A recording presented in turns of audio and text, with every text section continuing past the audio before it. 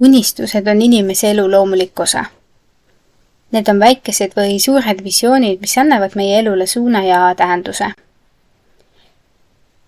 Täiskasvanuna unustame, milline jõud on unistustel ja lakkame tihti unistamast.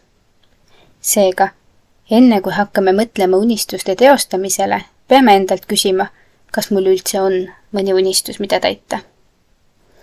Kui selget eesmärki pole ka midagi, mille poole püüelda. Unistuse olemasolu loob motivatsiooni. Kujuta ette, et alustad teekonda ilma sihtkohata. Lihtsalt astud samme teadmata, kuhu need viivad. Selline rännak võib olla põnev mõneks ajaks, kuid ilma selge sihita võib tulla tühjus või segadus. Unistused annavad teekonnale tähenduse ja muudavad selle eesmärgipäraseks.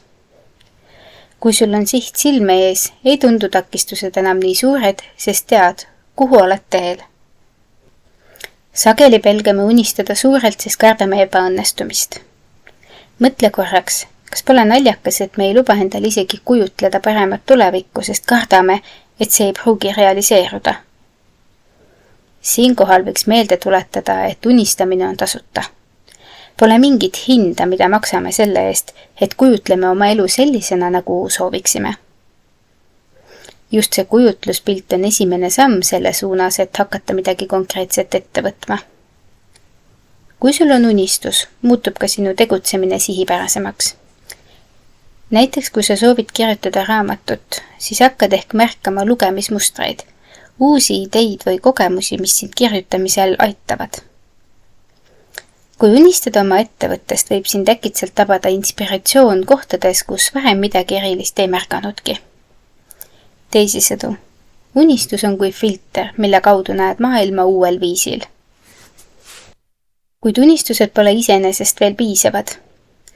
Neid tuleb edasi arendada eesmärkideks.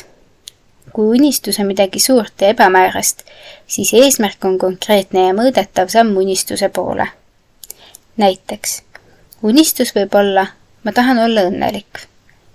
Aga eesmärk võiks olla, teen iga päev midagi, mis mulle rõõmu valmistab.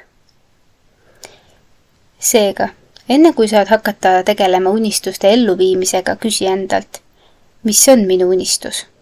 Mis on see üks asi, milles saavutamine mind tõeliselt õnnelikuks teeks? Ära karda, kui vastus pole kohe selge. Võta aega ja lase oma mõtetel vabalt rännata. Mida selgemaks unistus muutub, seda kindlamaks muutuvad ka sinu sammud selle suunas.